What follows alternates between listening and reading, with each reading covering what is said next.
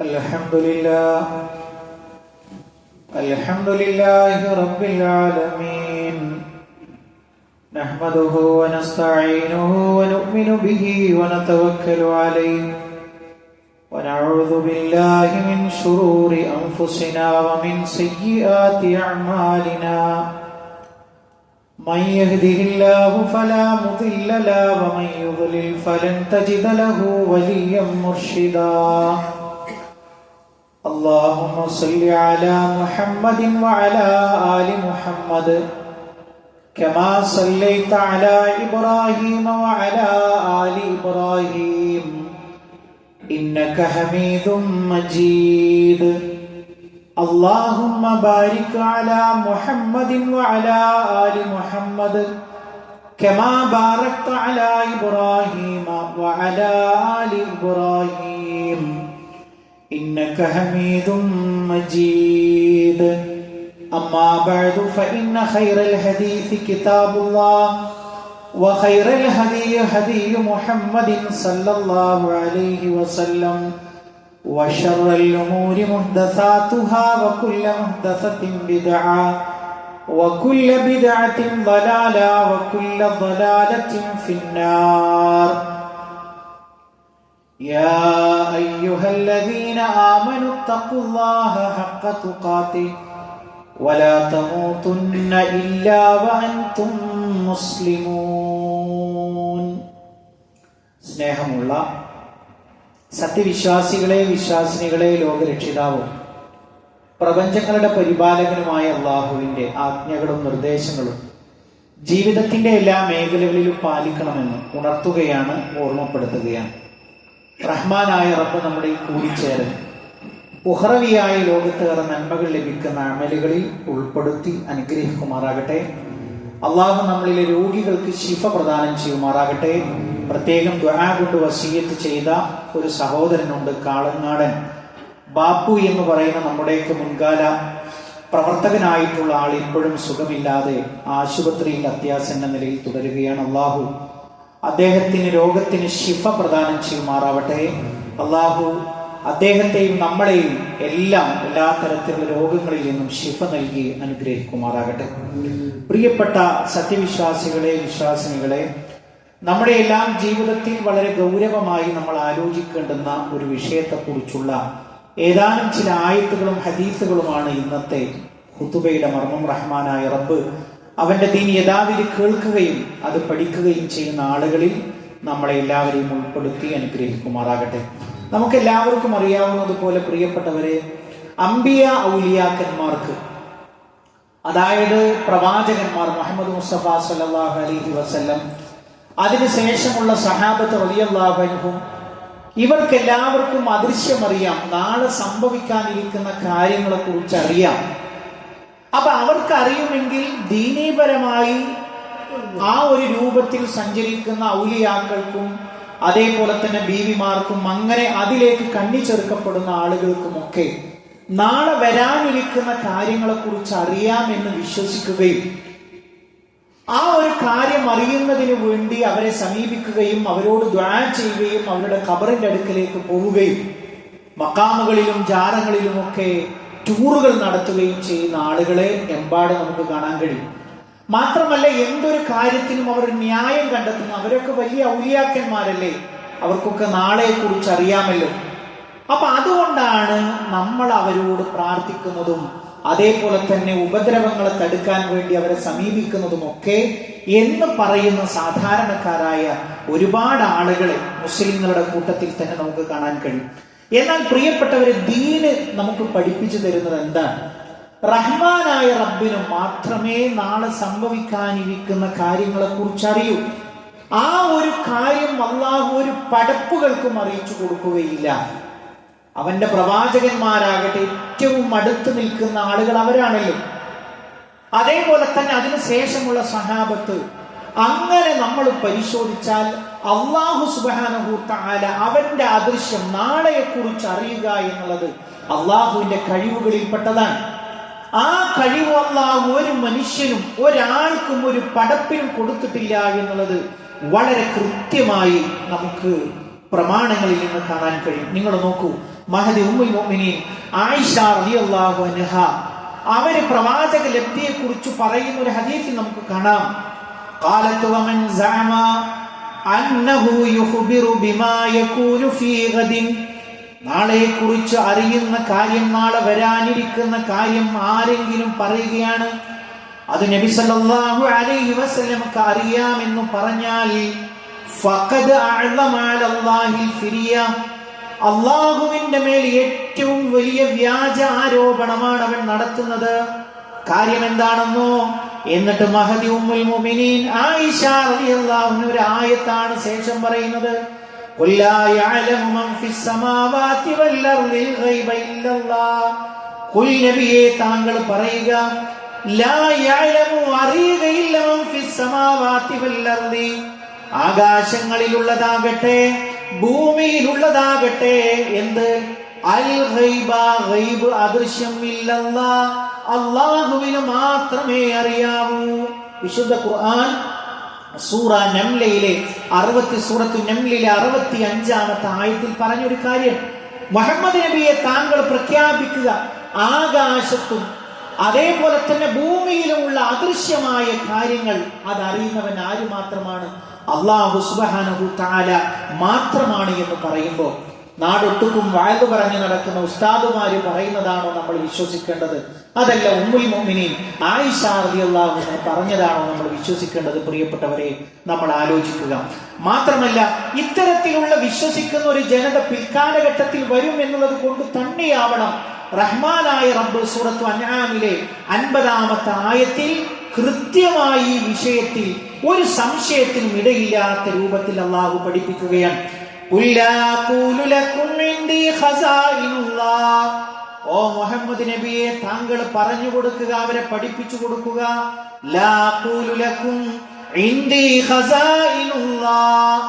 എന്റെ അടുക്കൽ അല്ലാഹുവിന്റെ ഖജനാവുകൾ ഉണ്ട് എന്ന് ഞാൻ പറയുന്നില്ല, അതെന്റെ അടുക്കലില്ല.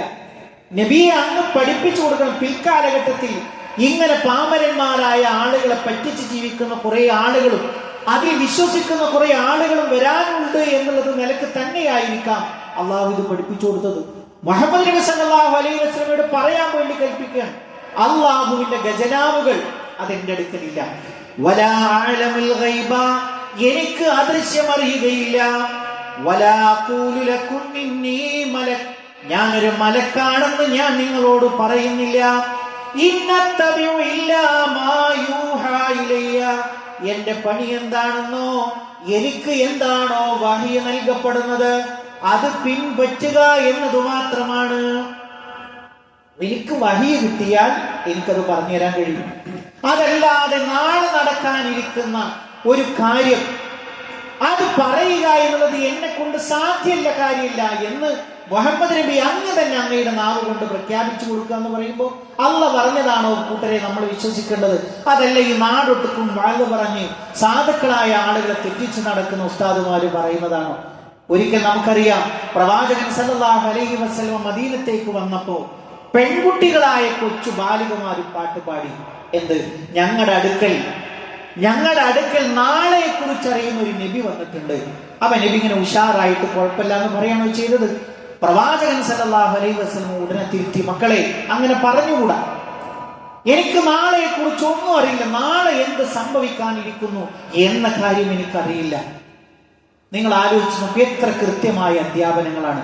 എന്നിട്ടാണ് ഈ സാധുക്കളായ ആളുകൾ, ഒരുപാട് ആളുകൾ ഔലിയാക്കൾ എന്നുള്ള വ്യാജമായ പദവി വെച്ച് നടക്കുന്ന ആളുകളുടെ പേരിൽ നേർച്ച നേരുന്നു, അവരുടെ സംപ്രീതിക്ക് വേണ്ടി മുതലുകൾ സംഭാവന ചെയ്യുന്നു. എന്താണ്? അവരൊക്കെ നാളെ കുറിച്ച് അറിയുന്ന ആൾക്കാരല്ലേ.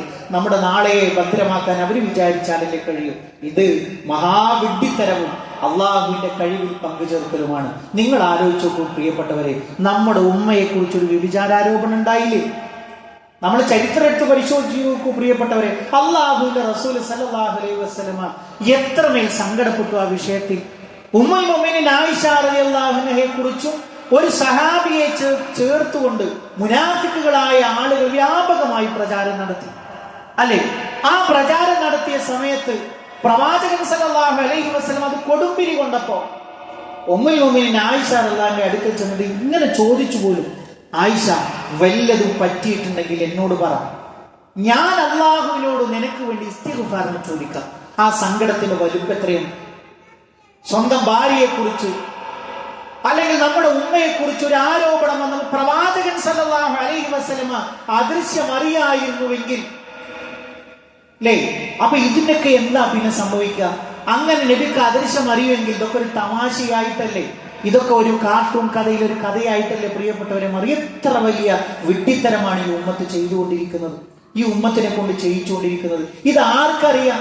പ്രവാചകൻ സല്ലല്ലാഹു അലൈഹി വസല്ലമക്ക് അറിയായിരുന്നെങ്കിൽ പ്രവാചകൻ സല്ലല്ലാഹു അലൈഹി വസല്ലം ആയിഷയോട് ചോദിക്കോ, ആയിഷ നീ വിഷമപ്പെടുന്നത് അതൊക്കെ കള്ളത്തരാണെന്ന് പറയൂലേ?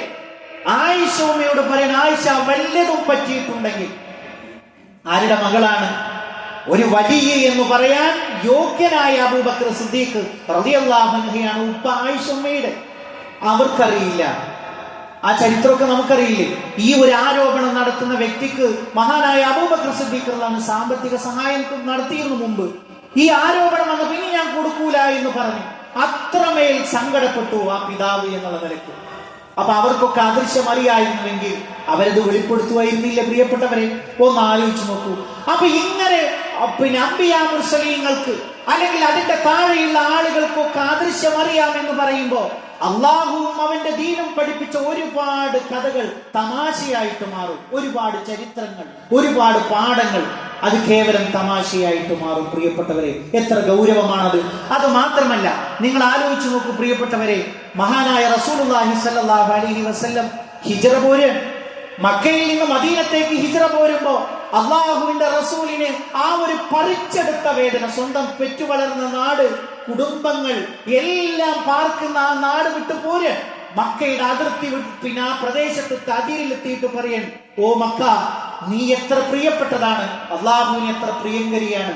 നിന്റെ നാട്ടിലെ ആളുകൾ എന്നെ പുറത്താക്കിയില്ലായിരുന്നുവെങ്കിൽ ഞാൻ ഒരിക്കലും മക്ക നിന്നെ വിട്ടു പോകുമായിരുന്നില്ല എന്ന് വളരെ സങ്കടഭാരത്തോടുകൂടി പ്രവാചകൻ സല്ലല്ലാഹു അലൈഹി വസല്ലം പറയുന്ന ചരിത്രത്തിൽ കാണാൻ കഴിയും. പിന്നീട് സംഭവിക്കുന്നത് എന്താണ്? പ്രവാചകൻ സല്ലല്ലാഹു അലൈഹി വസല്ലം വീണ്ടും മക്കയിലേക്ക് പ്രവേശിക്കുന്നുണ്ട്. അവിടെ വിജയക്കൊടി നാട്ടുന്നുണ്ട്. ആ വിജയക്കൊടി നാട്ടും എന്നൊരു വിവരം പ്രവാചകൻ അറിയാമായിരുന്നുവെങ്കിൽ ഈ വർത്തമാനം എന്താകും? ഒരു തമാശയായിട്ട് മാറില്ല പ്രിയപ്പെട്ടവരെ. എന്തൊരു ഗൗരവമാണ് പ്രവാചകൻ സല്ലല്ലാഹു അലൈഹി വസല്ലമയുടെ പേരിൽ ഈ സമൂഹം ആരോപിച്ചുകൊണ്ടിരിക്കുന്നത്. തീർന്നില്ല. നമ്മൾ എടുത്ത് പരിശോധിക്കുക പ്രിയപ്പെട്ടവരെ. മഹാനായ ഉമർ ഇബ്നുൽ ഖത്താബ് റളിയല്ലാഹു അൻഹു വലിയാണ് എന്ന കാര്യത്തിൽ സംശയമുണ്ടോ? ഒരിക്കലും ആർക്കും സംശയമില്ലല്ലോ. ആ മഹാനായ ഉമർ ഇബ്നുൽ ഖത്താബ് റളിയല്ലാഹു അൻഹു ഉമറുൻ ഫിൽ ജന്ന എന്ന് ജീവിത കാലഘട്ടത്തിൽ അല്ലാഹുവിന്റെ റസൂല് ഓഫർ കൊടുക്കാൻ, ഉമർ സ്വർഗത്തിലാണ്. ആ ഉമർ റളിയല്ലാഹു അൻഹു എങ്ങനെയാ കൊല്ലപ്പെട്ടത്? അബൂ ലൂല എന്ന് പറയുന്ന ഒരു മജൂസി സുബ്ഹ് നമസ്കാരത്തിന് മദീനത്തെ പള്ളിയിൽ വന്നപ്പോ ആ ഒരു തൂണിന്റെ മറവിൽ നിന്നുകൊണ്ട് മഹാനവറുകളെ ഒരു കത്തി കൊണ്ട്, മൂർച്ചയുള്ള വിഷപ്പുരട്ടിയ കത്തി കൊണ്ടല്ലേ കൊലപ്പെടുത്തുന്നത്? ഔലിയാക്കൾക്ക് അദൃശ്യമായിരുന്നുവെങ്കിൽ നമ്മൾ പറയേണ്ടി വരും ഉമർ ഇബ്നുൽ ഖത്താബ് റളിയല്ലാഹു അൻഹു ഔലിയ ആയിരുന്നില്ല എന്ന് പറയേണ്ടി വരും. സുബ്ഹാനല്ലാഹ്, നമുക്ക് അങ്ങനെ പറയാൻ കഴിയോ? പറയാൻ കഴിയോ പ്രിയപ്പെട്ടവരെ? ആ തൂണിന്റെ മറവിൽ ഒരു ജൂതൻ വിഷം പുരട്ടിയ വാളുമായിട്ട് കത്തിയുമായിട്ട് എന്നെ കാത്തിരിക്കുന്നുണ്ട് എന്ന് ആർക്കറിഞ്ഞില്ല. ഇമാമത്തിന് വേണ്ടി കടന്നു വന്ന ഉമർ ഇബ്നുൽ ഖത്താബ് റളിയല്ലാഹു അൻഹു അറിഞ്ഞില്ല. ഇതെന്താ പഠിപ്പിക്കുന്നത് പ്രിയപ്പെട്ടവരെ? അള്ളാഹുവിന് മാത്രമേ പ്രിയപ്പെട്ടവരെ അദൃശ്യം അറിയൂ. ഇത് മാത്രമല്ല, ലോകത്ത് കടന്നു വന്ന എല്ലാ അംബിയാ മുർസലീങ്ങളുടെ ചരിത്രം എടുത്ത് പരിശോധിച്ചു നോക്കൂ. മഹാനായ ഇബ്രാഹിം നബി അലൈഹിസ്സലാമിന്റെ അടുക്കലേക്ക് മലക്കുകൾ വരുന്നു. ആ മലക്കുകൾ വന്നപ്പോ ഒരു അതിഥി സൽക്കാരം എന്നുള്ള നിലക്ക് വേഗം പോയിട്ട് ഒരു കാളക്കുട്ടിയെ അറുത്തിട്ട് അത് പാചകം ചെയ്തിട്ട് കൊണ്ടുവന്ന് വെച്ചു കൊടുത്തു. മലക്കുകൾക്ക് ഭക്ഷണം വേണ്ടല്ലോ, മലക്കുകൾ ഭക്ഷണം കഴിക്കില്ലല്ലോ, അവർ അള്ളാഹുവിന്റെ അത്തരത്തിലുള്ള സൃഷ്ടികളല്ലേ. അപ്പൊ വിരുന്നുകാര് ഭക്ഷണം കഴിക്കുന്നില്ല.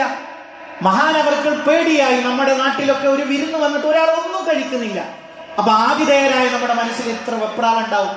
അപ്പൊ ചോദിച്ചു, എന്താ നിങ്ങൾ കഴിക്കാത്തത്?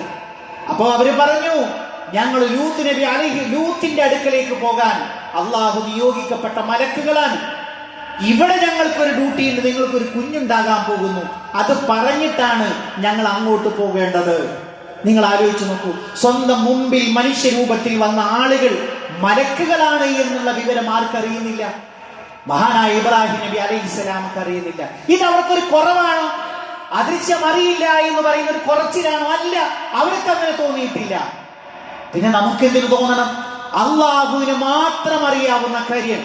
പ്രിയപ്പെട്ടവരെ, കൂടുതലൊന്നും പറയേണ്ടതില്ലല്ലോ. മഹാനായ യൂസുഫ് നബി അലൈഹിസ്സലാമയുടെ പേരിൽ ഒരു അധ്യായം തന്നെയല്ലേ ഖുർആനിൽ. സ്വന്തം പിതാവ് യാക്കൂബ് നബി അലൈഹിസ്സലാം ചെറിയ മോനോടുള്ള ഒരു പ്രത്യേക വാത്സല്യം, സഹോദരങ്ങളായ ആളുകൾക്ക് ഒരു അസൂയ ഉണ്ടാക്കി, ഒരു കുറുമ്പുണ്ടാക്കി. അവരെന്ത് ചെയ്തു? യൂസുഫിനെ പിതാവിൽ നിന്ന് അകറ്റാൻ വേണ്ടി ഒരു സൂത്രം ഒപ്പിച്ചു.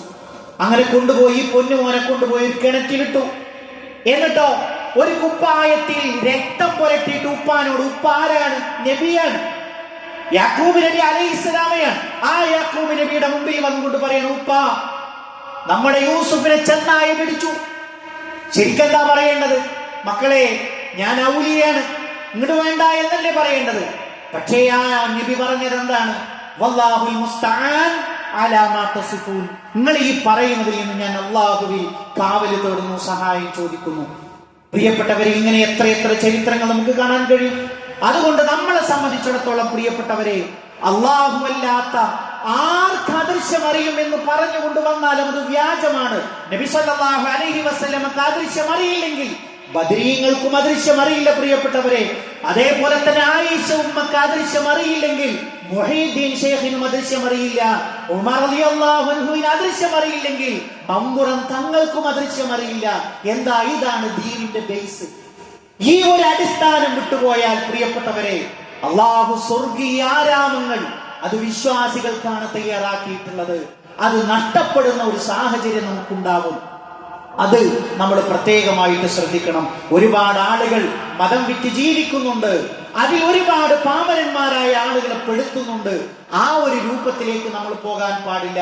ഇസ്ലാം എന്ന് പറയുന്നത്, അതിന്റെ പ്രമാണങ്ങൾ എന്ന് പറയുന്നത് മഹജ്ജത്തുൽ ബൈളാ, അത് തെളിഞ്ഞതാണ്.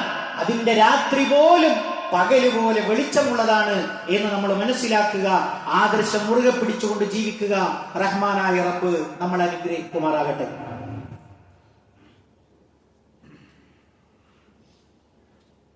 അൽഹംദുലില്ലാഹി റബ്ബിൽ ആലമീൻ വസ്സലാത്തു വസ്സലാമു അലാ റസൂലിഹിൽ അമീൻ നബിയിനാ വഹബീബിനാ മുഹമ്മദിൻ സല്ലല്ലാഹു അലൈഹി വസല്ലം വഅലാ ആലിഹി വസഹ്ബിഹി അജ്മഈൻ. അമ്മാ ബഅദ്. പ്രിയപ്പെട്ട സത്യവിശ്വാസികളെ, സത്യവിശ്വാസിനികൾ, ഒരിക്കൽ കൂടി റഹ്മാനായ റബ്ബിന്റെ ആജ്ഞാ നിർദ്ദേശങ്ങൾ ജീവിതത്തിന്റെ എല്ലാ മേഖലകളിലും പാലിക്കണമെന്ന് ഉണർത്തുകയാണ്, ഓർമ്മപ്പെടുത്തുകയാണ്.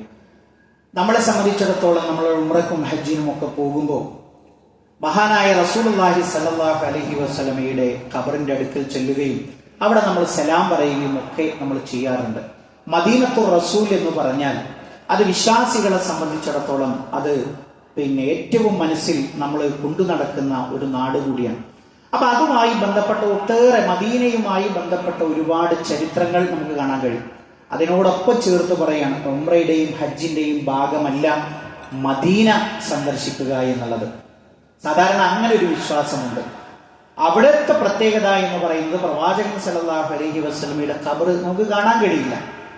അത് പ്രവാചകന്റെ ഒരു പ്രാർത്ഥനയാണ്. എന്താണ് പ്രാർത്ഥന? അവസാന നാളിൽ പ്രവാചകൻ സല്ലല്ലാഹു അലൈഹി വസല്ലം നടത്തിയൊരു പ്രാർത്ഥന, അല്ലാഹുമ്മ ലാ തജ്അൽ ഖബ്രി വസനൻ യുഅബദ്.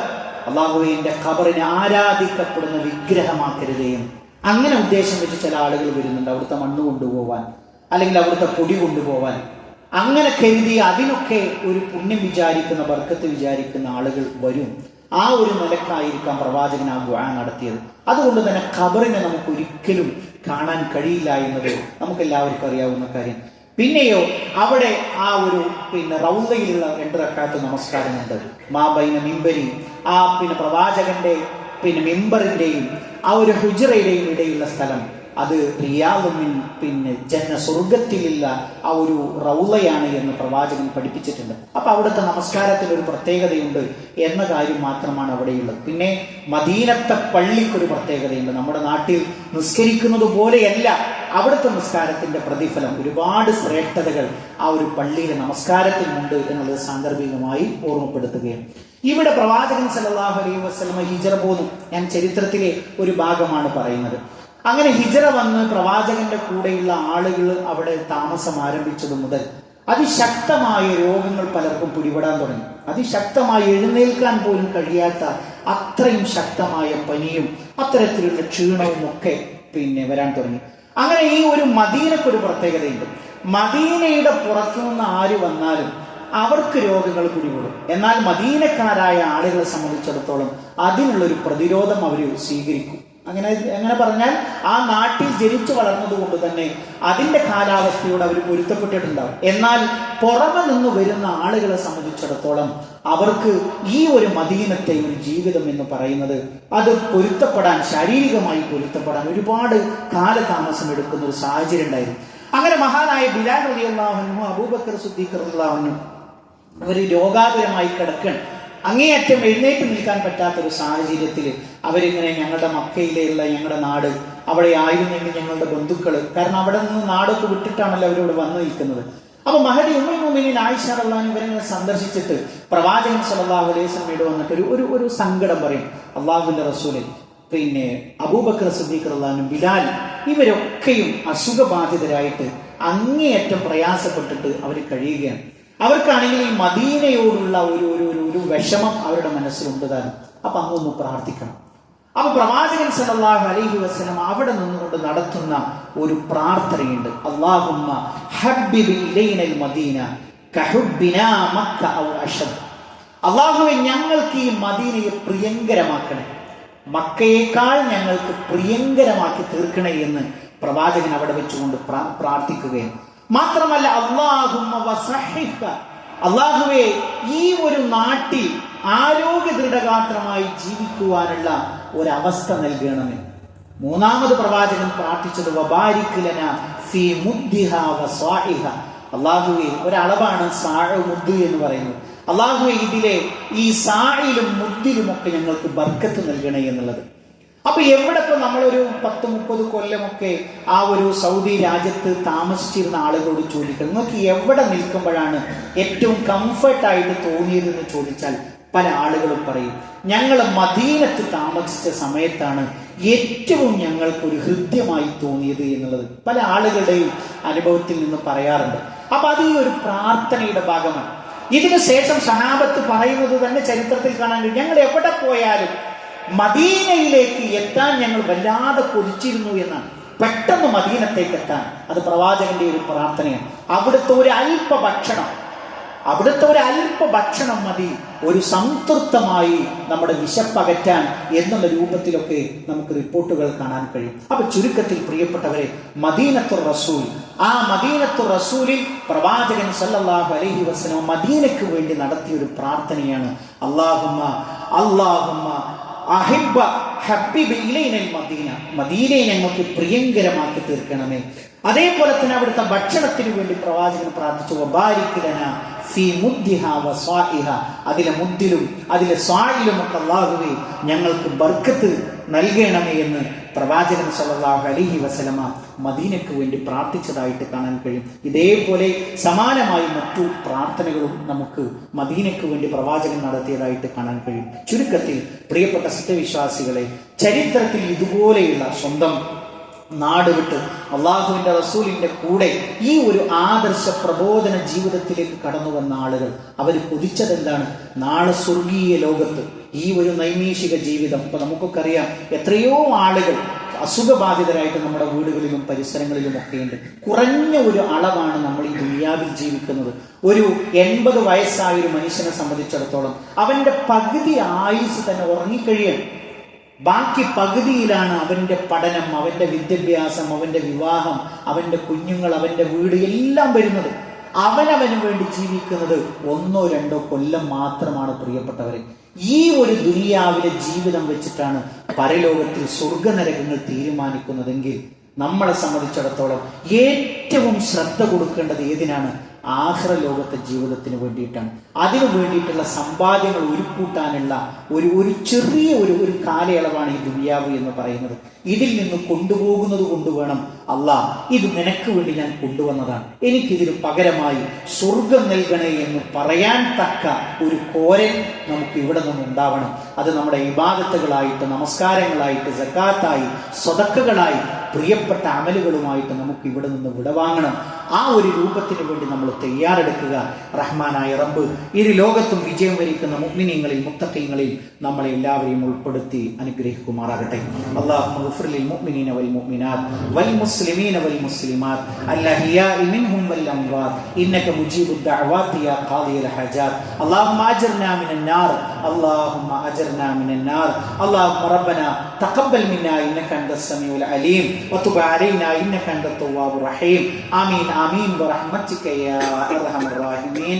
اللهم صل على محمد.